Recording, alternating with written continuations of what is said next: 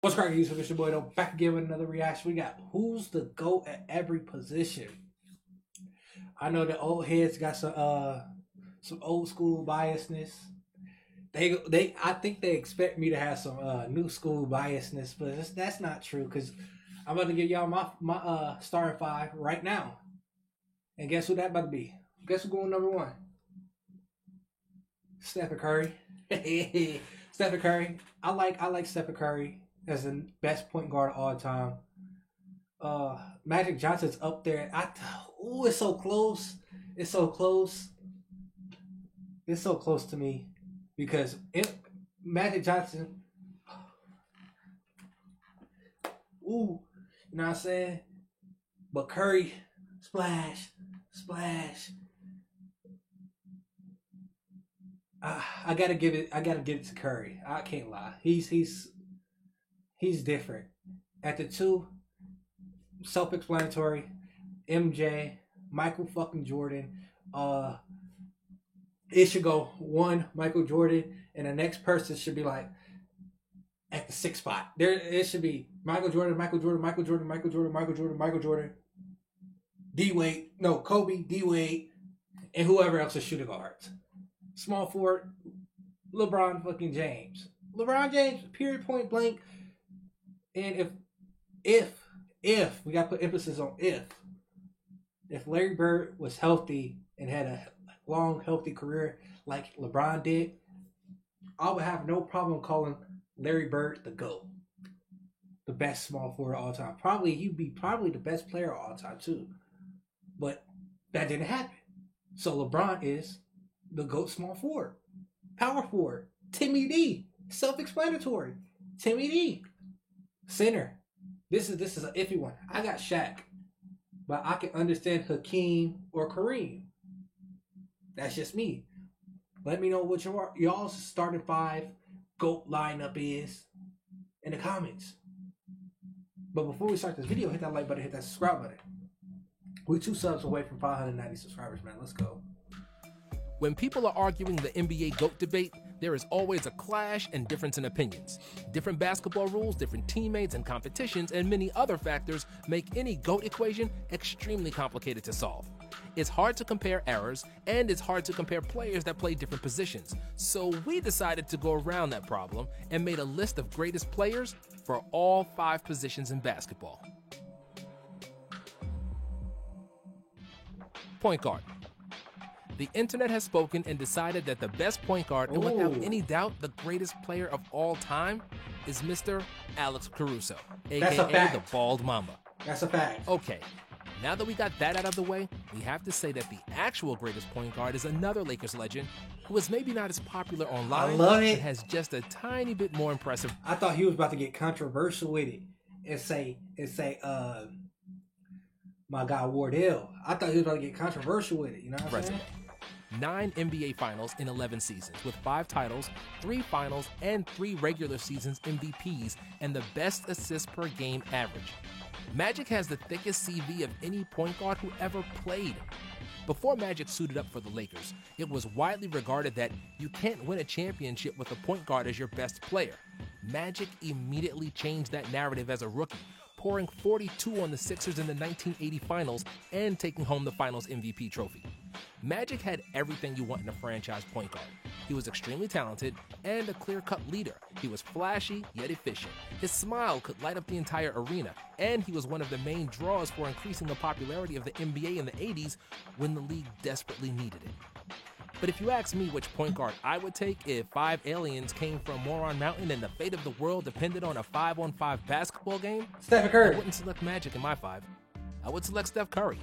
While Magic He getting controversial. Old heads is mad. Old heads mad right now. definitely is the best passer of all time and has the most titles and MVPs, he needs the ball to be effective, which would take the ball from the other players in my top 5. With Steph, there is no such problem. I swear to God, I'm not making this up. Look at this. As I'm making this video, look at this. Can y'all see that? Oh, it's backwards. Somebody just commented his all-time starting 5, bruh. That is That is crazy. With his perpetual running, Steph's movement creates havoc for the opposing defenders, defenders, even if he doesn't touch the ball.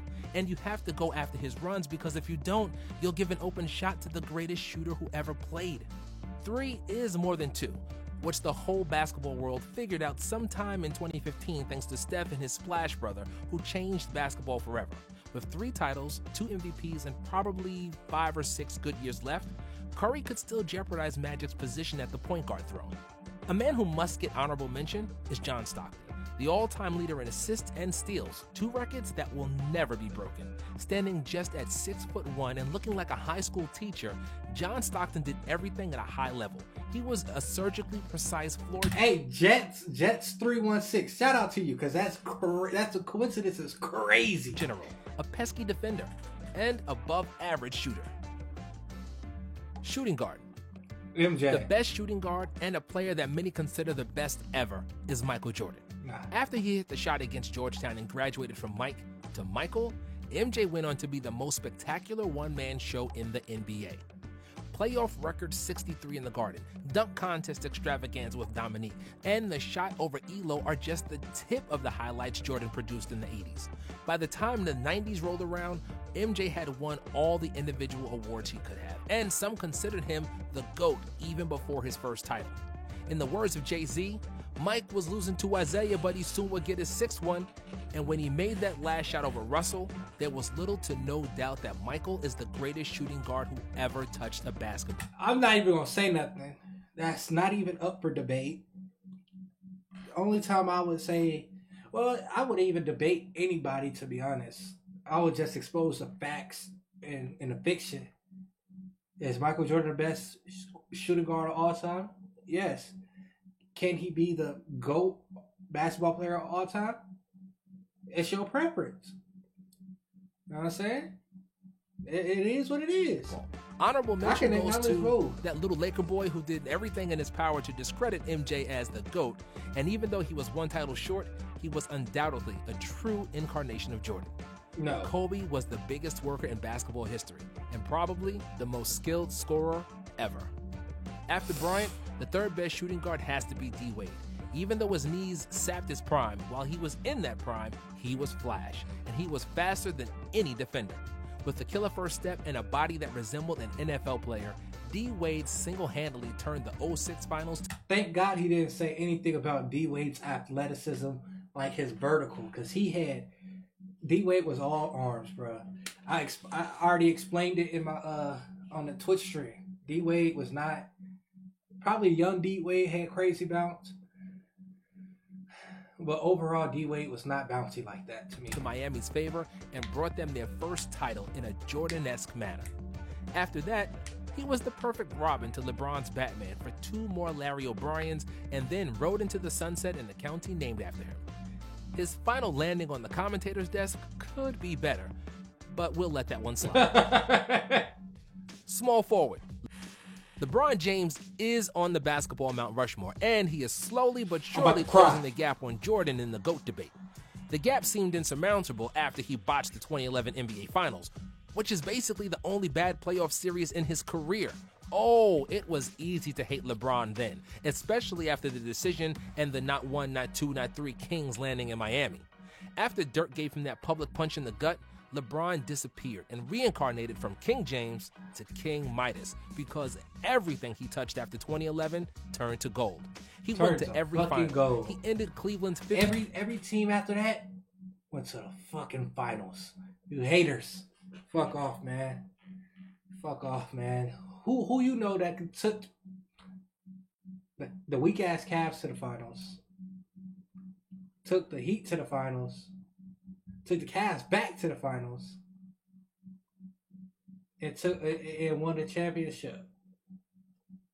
He 2-year title drought, and he became a Jordan-like leader, understanding he's the best player in the world. In year 17, he is still going strong, and barring injury, he'll have the GOAT statistical output, and will likely retire. And statistically,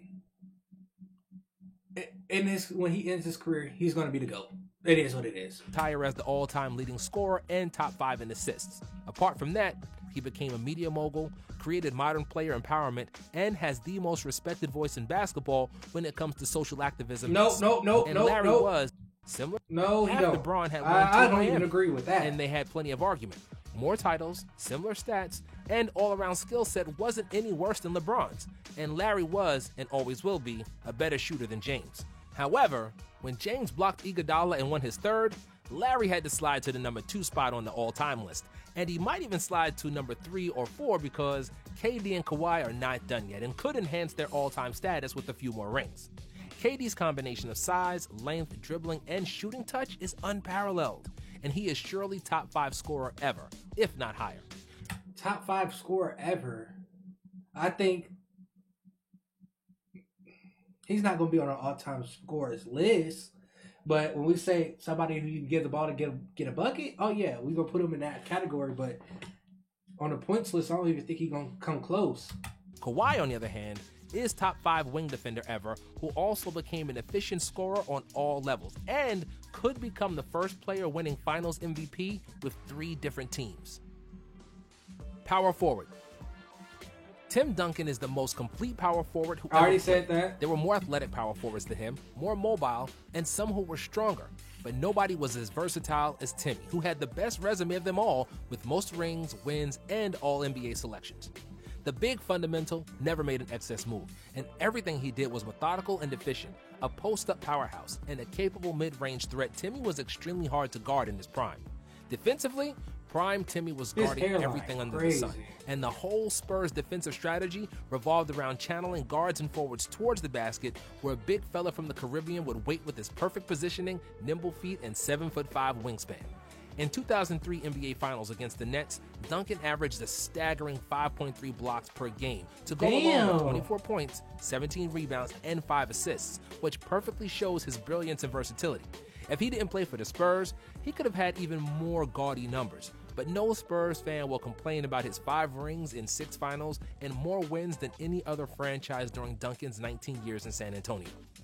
When we are talking about other great power forwards, in my book, KG had all the tools Timmy had. Offensively, he was also a post-up powerhouse with a dependable mid-range and an occasional 3, which was rare at the time. On defense, he was the most switchable 7-footer who ever played, and only the fastest point guards could pass by his huge body and long arms. If the Wolves didn't waste his prime with mediocre teams, he could have won more than one championship. We also can't forget about Charles Barkley, who played like he was 6'10", and he was only 6'5". I might have to put Charles Barkley over Kevin Garnett, because Charles Barkley, when you look back, Charles Barkley was a demon. Hostile. Barkley was the best power forward in the world for many years. Only a prime Jordan cut his championship dream short in a series that could have easily swayed in Barkley's favor. Then there's also Karl Malone, the second leading scorer ever, and another victim of Jordan. Okay, Karl Malone should be above. I think he should be above Charles Barkley and Kevin Garnett. He should be second. Unstoppable on the block and deadly in transition, Karl Malone was a complete package. And last but not least, we have Dirk, who redefined the meaning of power forward.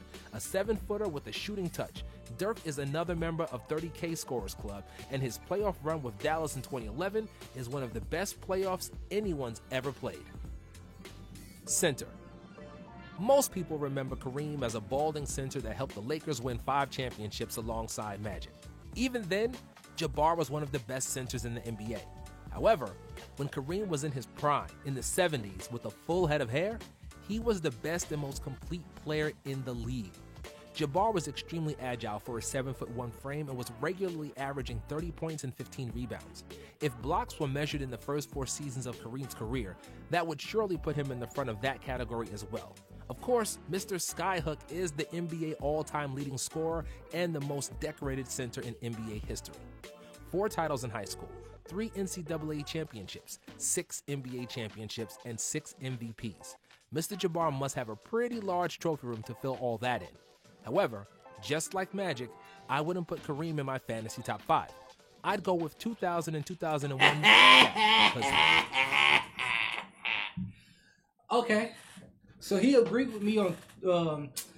It was 3 positions that was self-explanatory: shooting guard, small forward, power forward. Me and him agreed on a center and point guard. That man was a monster. With 330 pounds of pure muscle, prime Shaq Attack had to be defended by at least 2 players, and most of them would need ice packs all over their body after battling Big Diesel in the post. During the Lakers three-peat, O'Neal averaged 30 and 15 in the playoffs and was by far the most dominant player in the league, whose dominance caused a shift in the rules and paved the way for pace and space era we see today. In this era, if I picked the best center for my top 5, I'd go with Hakeem Olajuwon, who is the most skilled center ever, officially first in blocks and the only center in top 10 in steals. Hakeem was playing the center position like a guard. With an array of crossovers, spins, dream shakes, and a great jump shot, he'd easily dominate on offense, and defensively, he'd be mobile enough to catch up with faster play and switching we see in today's game. Of course, there was really no mobile bigs like that. Besides, David Robinson was really mobile and agile. There was really not many bigs out there back in the day like that. That was as mobile as Olajuwon. To mention Bill Russell and Wilt Chamberlain to round the top 5 center list. I bet Olajuwon was having a field day with Cartwright's ass. I know I would. Oh man, but no, that's crazy. Yeah, that's my top 5. I already said my top 5. Let me know what y'all's top 5 is, or not even top 5. Y'all go at every position. Let me know that in the comments, and I'm gonna catch y'all boys on the flip, man.